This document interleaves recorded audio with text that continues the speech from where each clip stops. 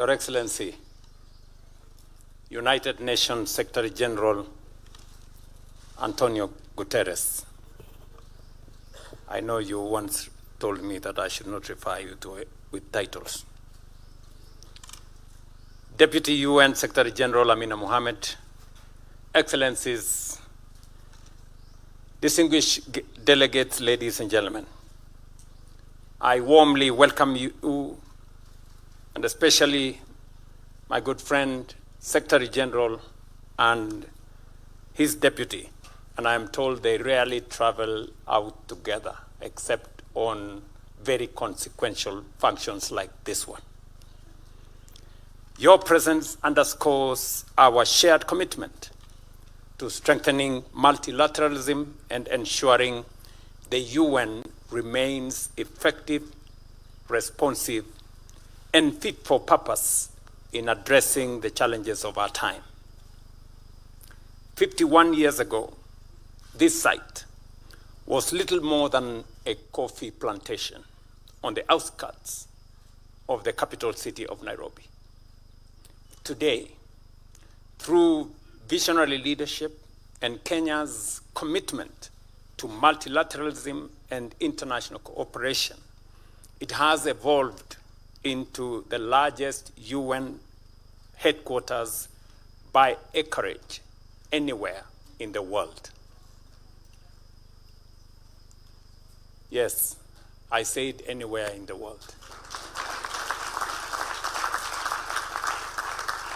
As the only UN headquarters in the global south, Nairobi stands as a powerful symbol that the United Nations truly belongs to all the peoples of the world and reflects the shared aspirations of humanity.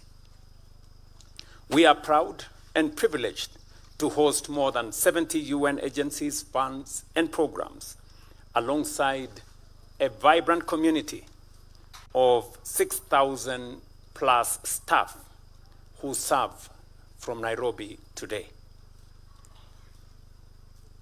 As this presence continues to grow, Kenya remains firmly committed to ensuring that the United Nations office at Nairobi is fully equipped to deliver effective, responsive, and impactful service to the people and the communities who need it most. Today's groundbreaking ceremony marks a historic milestone for Kenya, for the United Nations, and indeed for the entire global south, as well as for the future of multilateral cooperation across the world. The launch of the United Nations Conference Facilities Project reaffirms Kenya's steadfast commitment to international diplomacy, sustainable development, and the shared values that continue to unite member states in pursuit of a more peaceful, inclusive, and prosperous world.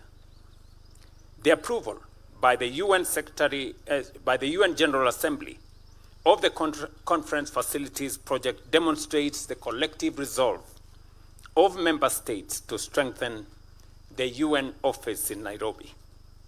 This transformative project will modernize critical infrastructure, address the long-standing deterioration of existing facilities, optimize space utilization, and ensure full compliance with international health, safety, and accessibility standards. This will enhance Nairobi's capacity and be consistent with its status alongside other UN headquarters to effectively serve as a premier global hub for multilateral diplomacy and international cooperation. Kenya provides favorable enabling conditions, a supportive legal environment, and is among the most cost-effective jurisdictions across all UN headquarters globally. The government of Kenya shall continue working closely with the United Nations and with you, Mr. Secretary General, to strengthen and transform Nairobi as a premier diplomatic, multilateral, and humanitarian hub, as well as a global center for dialogue on peace and security, environmental diplomacy, and international development cooperation. This is particularly important at a time when multilateralism is under considerable strain from geopolitical fragmentation, growing mistrust, fiscal pressures, and widening global inequalities. In this context, the United Nations office at Nairobi stands as a powerful expression of inclusivity, geographical balance, and the universality of the UN system. These challenges to multilateralism place renewed emphasis on the need to deliver mandates efficiently while preserving the core values of the organization and upholding a balanced and integrated approach to the three pillars of the United Nations Charter: development, human rights, and peace and security. All three pillars are interlinked and require predictable, adequate, responsive financing, and effective institutional support. I acknowledge that the replacement of the original 10 office blocks is set to deliver modern, safe, accessible, and environmentally sustainable facilities. The already completed phases are an impressive combination of improved accessibility for persons with disability, efficient space utilization, environmental preservation, and generation of clean energy, taking full advantage of our sobriquet as the green city under the sun. Mr. Secretary General, as a host country, Kenya remains committed and assures you of support for the United Nations through a whole-of-government approach, including what we are investing, close to $1.1 billion of domestic resources in expanding infrastructure, utilities, ICT systems, security arrangements, and the operationalization of the UN one-stop shop. As I mentioned to you earlier, Mr. Secretary General, we are investing our own resources. Just 2 months ago, I did unveil a plan to enhance the motorability and mobility around Nairobi. We are going to spend close to $700 million to extend the road network around Nairobi. About 267 kilometers of new tarmac is going to be expanded in the city of Nairobi.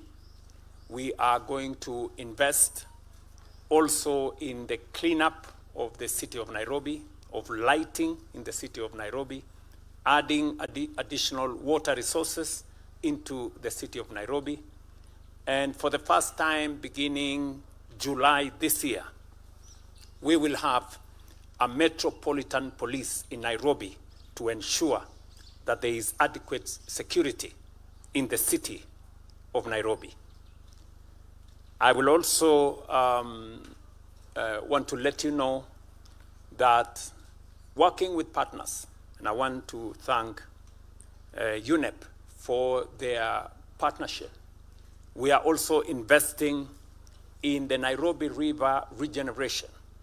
And we are spending close to $400 million to clean up the city of Nairobi, to make it motorable, and to eliminate sewage that has been a big menace in that river, and modernizing the whole corridor of almost 50 kilometers.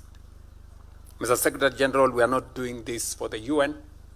We are doing this for the city of Nairobi and its residents. And among its residents is the UN staff here.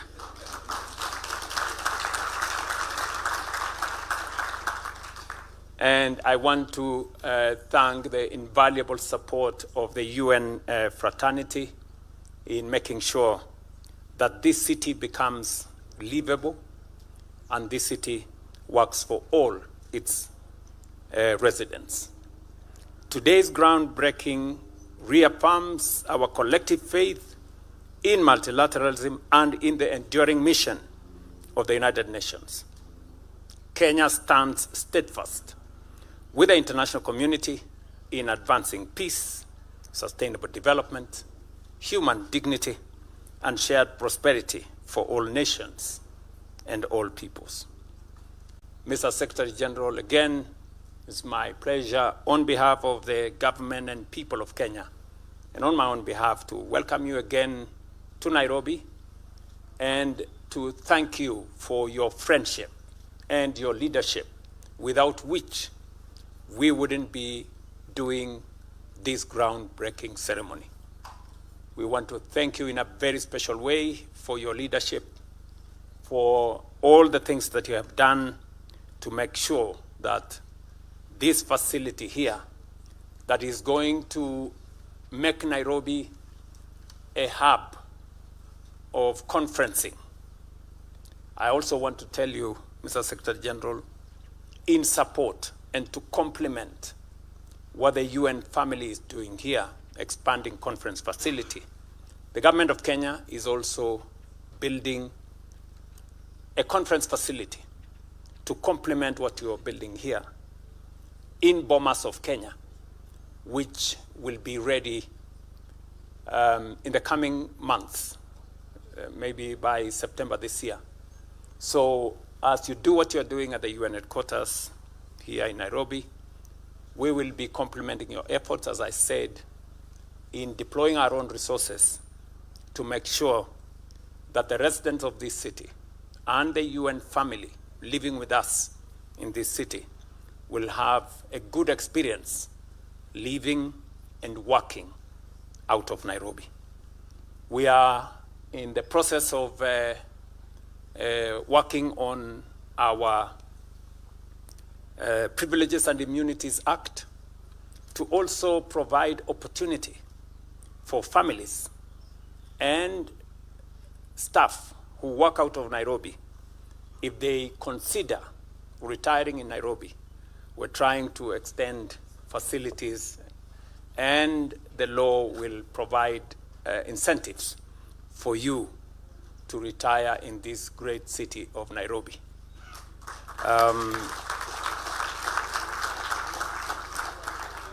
And that will be extended to you, Mr. Secretary General, just in case.